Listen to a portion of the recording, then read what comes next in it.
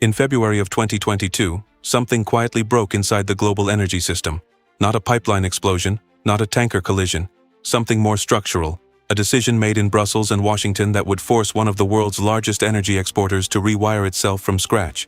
Western sanctions on Russia were supposed to cut the country off from the revenues that funded its war.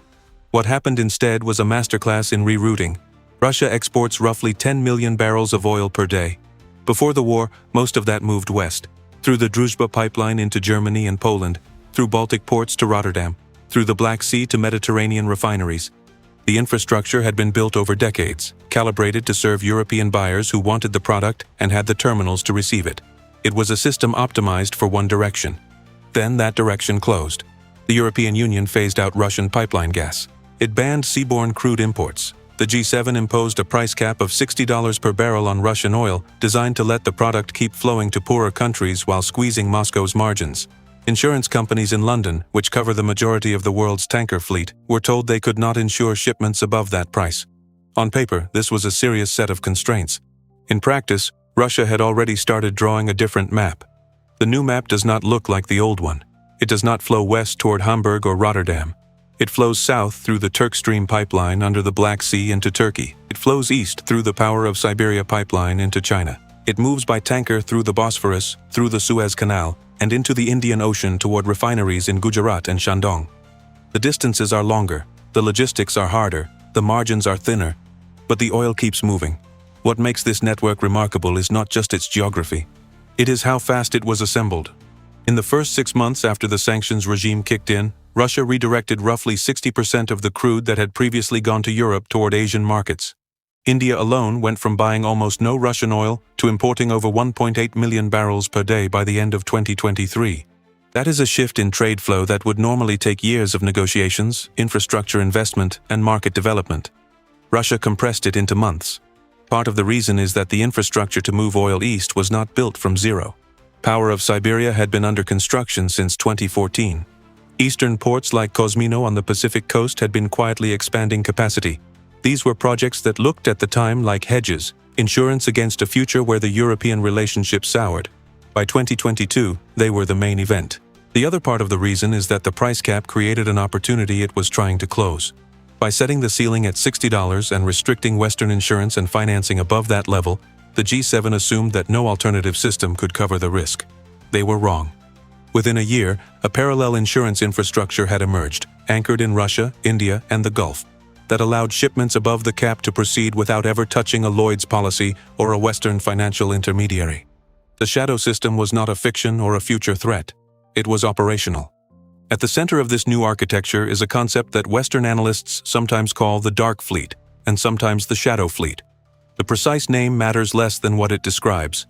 A collection of aging tankers, many of them purchased in late 2021 and early 2022 by buyers in obscure jurisdictions, operating under flags of convenience from countries like Gabon, Palau, and the Cook Islands. These vessels do not broadcast their positions reliably. They turn off their AIS transponders, the maritime equivalent of a phone's location signal, in the middle of open ocean.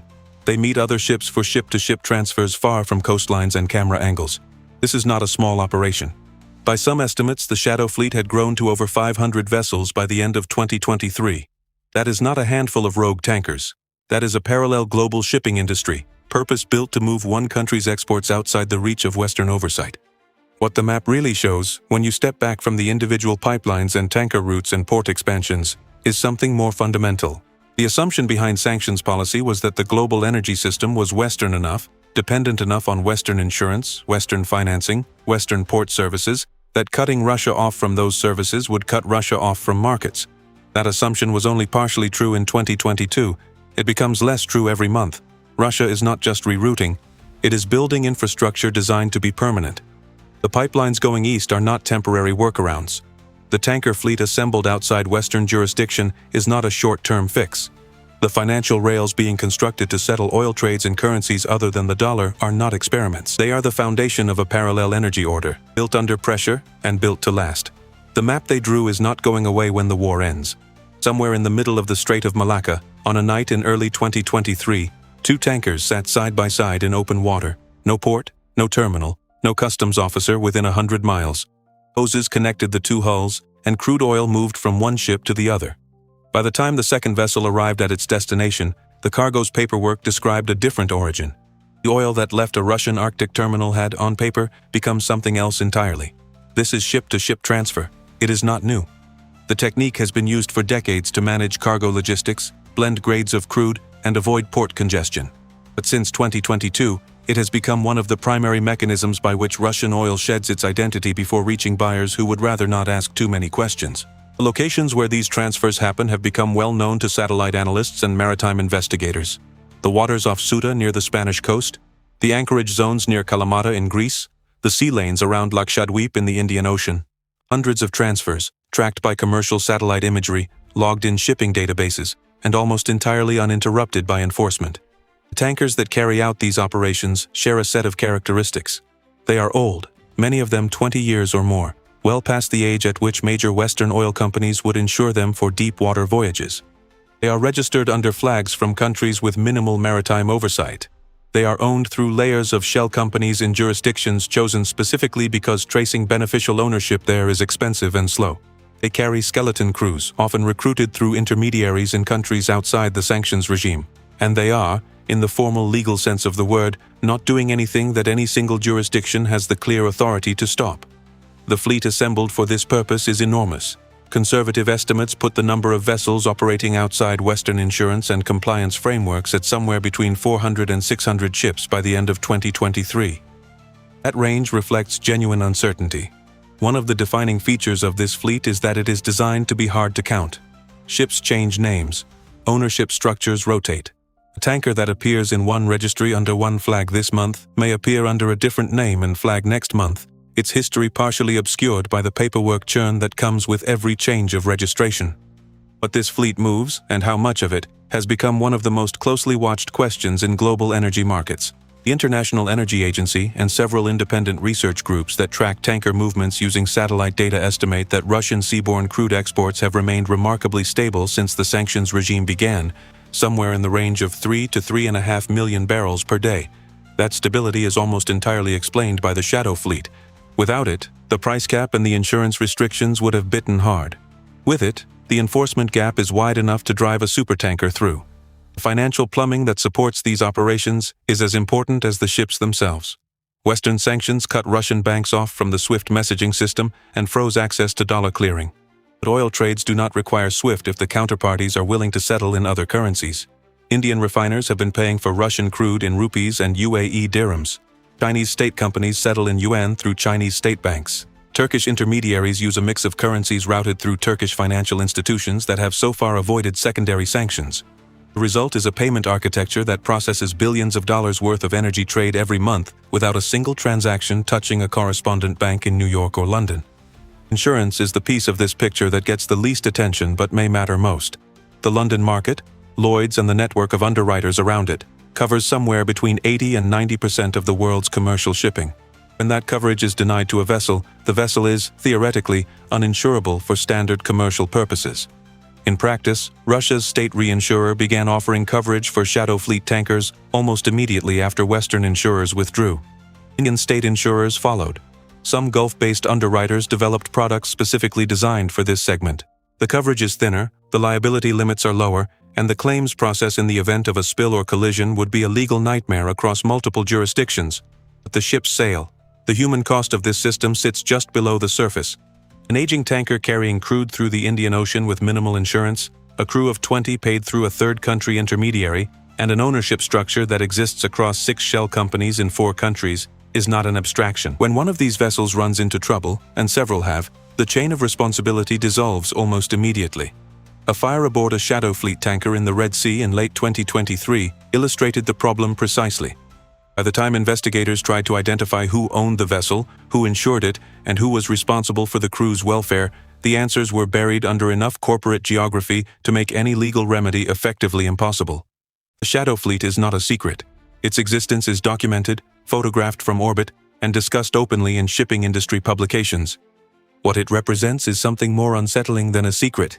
It is a system that operates in plain sight, sustained by the gap between what sanctions prohibit and what enforcement can actually reach. In the spring of 2022, India's Foreign Minister S. Jaishankar sat across from a room full of European journalists and said something that most Western officials did not want to hear.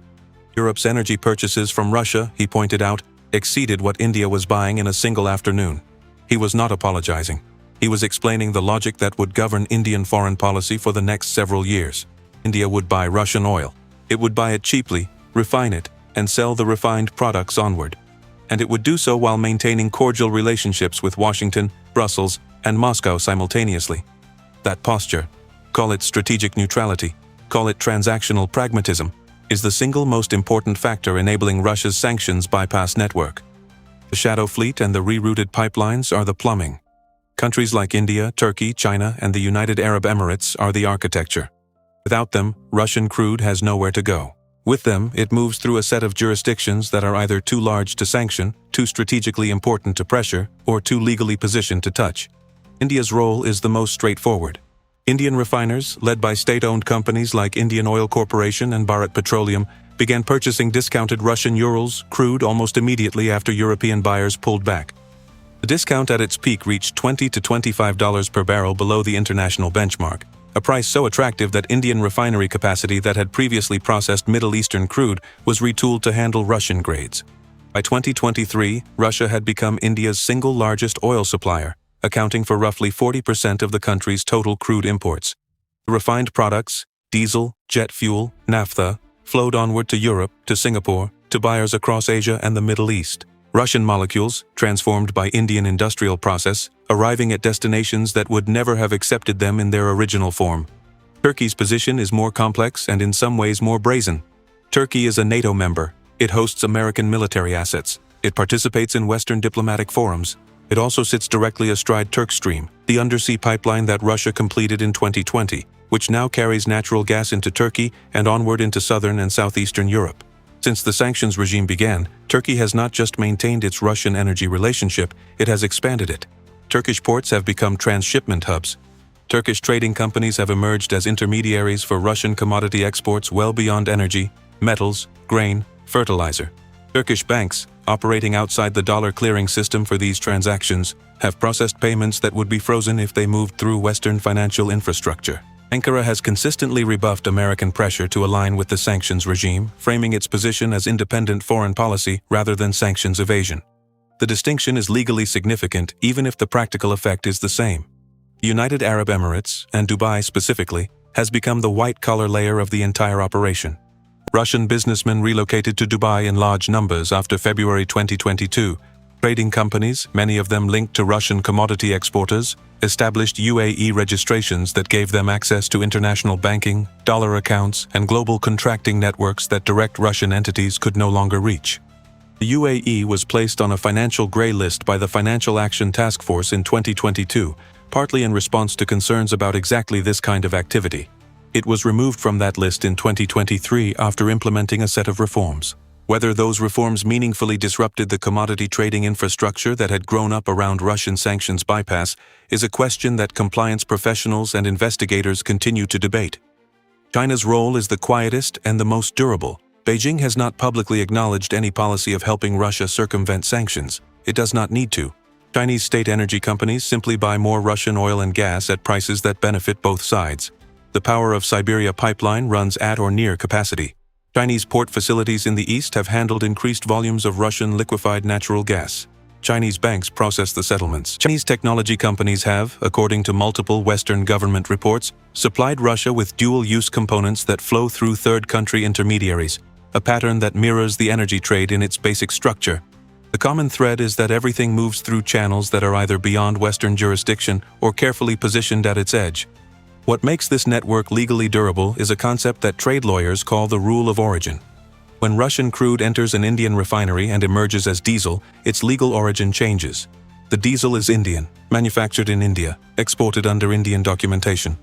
Proving that the feedstock was Russian, that the product should be treated as Russian for sanctions purposes, and that the Indian company therefore violated a sanctions regime it never agreed to. That chain of legal reasoning does not currently hold up in any major jurisdiction outside the United States and European Union. And even within those jurisdictions, the extraterritorial application of sanctions law to third-country companies is contested, politically explosive, and practically difficult to enforce at scale. The middlemen are not hiding. They are operating inside a legal structure that Western sanctions were not designed to reach. Closing that gap would require either bringing these countries inside the sanctions coalition, which decades of diplomacy have failed to accomplish, or imposing secondary sanctions aggressive enough to force a choice between access to American markets and access to Russian energy. That is a lever Washington has used sparingly, because the countries on the other end of it are not small. The sanctions regime built against Russia after February 2022 is, by almost any measure, the most extensive ever assembled against a major economy. More than 10,000 individual designations, asset freezes targeting the central bank, export controls covering semiconductors, aerospace components, and defense technology, a price cap mechanism involving the G7, the European Union, and Australia, a coalition of over 30 countries coordinating restrictions that, on paper, cover the majority of global financial infrastructure. It is an impressive architecture. It also leaks. Understanding why requires separating two things that are often conflated in policy discussions: the breadth of a sanctions regime and its enforcement density. The United States Treasury's Office of Foreign Assets Control, known as OFAC, is the primary enforcement body for American sanctions. It has roughly 1,000 employees. It is responsible for administering sanctions programs covering dozens of countries, thousands of designated entities, and trillions of dollars in global trade flows. The European Union's sanctions enforcement is even more fragmented, split across 27 member state jurisdictions, each with its own legal system, investigative capacity, and political appetite for aggressive action. The gap between what the rules say and what enforcement can actually monitor is not a flaw in the design. It is a structural feature of how international sanctions work. The price cap is the clearest illustration of this gap. The mechanism works, in theory, like this: Western shipping services, insurance financing, brokerage, port services may only be provided for Russian oil transactions if the price paid is at or below $60 per barrel. The logic was elegant. Russia needs Western maritime services to move its oil.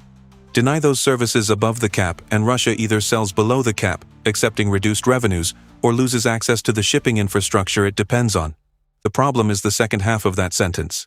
Russia found alternative shipping infrastructure faster than anyone in the G7 anticipated, and the cap's enforcement depends almost entirely on self-reporting by the companies involved in each transaction. When a shipping company, insurer, or bank wants to process a transaction involving Russian oil, they are required to obtain a document from the seller attesting that the oil was purchased at or below $60. This is called a price attestation. It is, in practice, a piece of paper. The company receiving it is not required to verify it against actual transaction data. They are required to have it.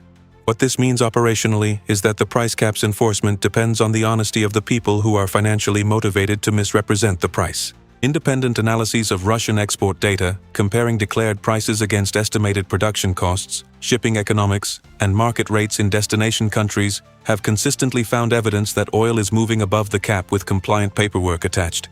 The gap between the declared price and the estimated actual price on some shipments has been measured at $15 to $20 per barrel. Export controls on technology have run into a different version of the same problem. The United States and its allies restricted the sale of semiconductors, microelectronics, and dual-use components to Russia after February 2022. Russian weapons systems captured on Ukrainian battlefields have subsequently been found to contain Western-manufactured chips: American, European, Japanese, South Korean. The components were not smuggled in suitcases. They moved through networks of intermediary companies in Armenia, Kazakhstan, Serbia, Turkey, and the UAE, purchased legally in open markets, and re-exported eastward through supply chains complex enough to obscure the final destination. Closing these channels requires either sanctioning every intermediary company involved, a list that grows faster than it can be designated, or pressuring the countries that host them, which returns to the political constraints described in the previous section. The asset freeze on the Russian central bank is the one element of the sanctions regime that has held without significant leakage. Roughly $300 billion in Russian sovereign assets, held primarily in European financial institutions and the Belgian clearinghouse Euroclear, remain frozen. Russia cannot access that money directly, but the freeze's deterrent effect on Russian behavior has been limited by the fact that Russia's current account has remained in surplus throughout the sanctions period, sustained by energy revenues flowing through the non-Western channels described above. The frozen assets are a significant number. They are not, for a country earning tens of billions of dollars per month in commodity exports, an existential constraint. What enforcement has managed to accomplish is real but narrow. Several dozen ships have been added to sanctions lists. A handful of intermediary companies in third countries have been designated by OFAC, prompting some banks to quietly reduce their exposure to Russian-linked trade finance. The Price Cap Coalition issued a series of guidance documents tightening due diligence requirements for maritime service providers. Each of these steps pushed the shadow network to adapt, use slightly different corporate structures, shift to different flag states, rotate ship names more frequently. The adaptation is faster than the enforcement. There is a deeper problem underneath all of this. Sanctions are a foreign policy tool designed to change behavior by imposing costs. Their effectiveness depends on whether the target country's leadership calculates that the costs outweigh the benefits of the behavior being sanctioned. Russia's calculation appears to be that the energy revenues accessible through non-Western channels are sufficient to fund continued operations, that the frozen assets represent a future negotiating chip rather than an immediate crisis, and that every month the parallel infrastructure operates and expands, the long-term cost of maintaining the sanctions regime for Western economies rises. Whether that calculation is correct is a separate question. That Russia is making it, openly and confidently, is not in serious dispute. The pipeline going east was never supposed to be the main line. Power of Siberia was conceived as a supplementary route, a way to monetize gas fields in eastern Siberia that sat too far from European markets to be commercially viable through Western infrastructure. When it opened in December 2019, it was a diplomatic achievement and a modest commercial project. Capacity was limited. Volumes were low. The dominant flow of Russian energy still moved west, as it had for 50 years. 3 years later, Power of Siberia is running at full capacity, a second pipeline is under negotiation, and the phrase supplementary route has quietly disappeared from the conversation. That shift captures something important about what is happening beyond the immediate mechanics of sanctions bypass. Russia is not simply working around a temporary obstacle. It is executing a long-term reorientation of its energy export infrastructure toward markets that are either outside Western jurisdiction or large enough to absorb the entire Russian export volume without straining. The mathematics of this are straightforward. China and India together consume roughly 18 million barrels of oil per day. Russia exports roughly 10 million. Even if every barrel of Russian crude went to those two countries, neither would be close to dependent. Russia needs them more than they need Russia, which is exactly why the discounts have been so steep. But need and dependency are different things, and Russia is betting that over a decade of infrastructure investment, long-term supply contracts, and financial architecture built outside Western systems, the relationship becomes structural rather than opportunistic. Power of Siberia 2 is the clearest signal of that bet. The proposed pipeline would run from Western Siberian fields, the same fields that used to supply Europe, through Mongolia and into China, with a capacity of 50 billion cubic meters per year. That's roughly equivalent to what Nord Stream 1 carried at peak operation. Negotiations between Moscow and Beijing have moved slowly, partly because China understands its leverage and is in no hurry to offer terms that reduce it. But the project has not died. It sits in a state of suspended progress that looks, from the Russian side, like patience, and from the Chinese side, like optionality. The financial dimension of what comes next may matter more than the pipelines. The dollar's role in global commodity trade is not guaranteed by physics. It is guaranteed by habit, by the network effects of existing infrastructure, and by the absence of a credible alternative. Russia and its trading partners have been stress-testing that absence for 3 years. Oil sales to India settled in rupees. Gas contracts with China denominated in yuan.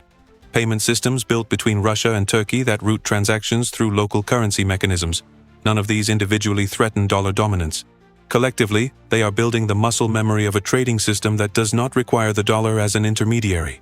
The BRICS framework has become the institutional container for this ambition. At the 2023 BRICS summit in Johannesburg, the bloc expanded to include Saudi Arabia, Iran, the UAE, Ethiopia, and Argentina. A combination that, if it holds together on energy, represents a significant portion of global oil and gas production. Discussion of a common BRICS currency, or a gold-backed settlement mechanism for commodity trades, has remained mostly rhetorical. But the direction of the conversation is not ambiguous. The countries most dependent on Russian energy and most resistant to Western sanctions pressure are consolidating a shared institutional identity. That identity is increasingly defined by what it is not. For the United States, the stakes in this trajectory extend well beyond Russia policy. The petrodollar system, the arrangement under which global oil trade is denominated in dollars, recycled through American financial markets, and used to finance American government debt, is one of the structural foundations of American economic power. It is not a formal agreement. It is an emergent property of 50 years of market behavior and political relationships. It has survived oil shocks, financial crises, and the rise of multiple competing economies. What it has not previously faced is a sustained, coordinated effort by a coalition of major energy producers and consumers to build the infrastructure for trading outside it. That effort is now underway, driven partly by Russian necessity and partly by the broader resentment of dollar dominance that has existed in the global south for decades. Russia did not create that resentment. It is exploiting it with considerable skill. None of this means the sanctions have failed in every dimension. Russia's economy has contracted. Its access to Western technology has narrowed in ways that matter for long-term industrial capacity. The frozen $300 billion represents a genuine constraint on sovereign financial flexibility. The cost of the war, measured in both money and manpower, is real and accumulating. Sanctions are part of the reason Russia has not simply overwhelmed Ukraine through economic attrition, but the energy network that was supposed to be severed is not severed. It is rerouted, restructured, and in several dimensions more resilient than it was before the sanctions were imposed. The infrastructure being built, pipelines, tanker fleets, insurance systems, payment rails, institutional frameworks, will not disappear when the war ends or when a political settlement is eventually reached. It will remain, serving as the foundation of an energy order that runs parallel to the Western system and over time competes with it. That is the story underneath the story of Russian sanctions. Just a country finding clever ways to sell its oil. A reordering of the assumptions that have governed global energy trade for half a century, accelerated by the very pressure that was supposed to prevent it. The map drawn in the chaos of 2022 is becoming permanent. And the question that will define the next decade of American foreign policy is not whether Russia broke through the sanctions. It is what gets built in the space that opened up when it did.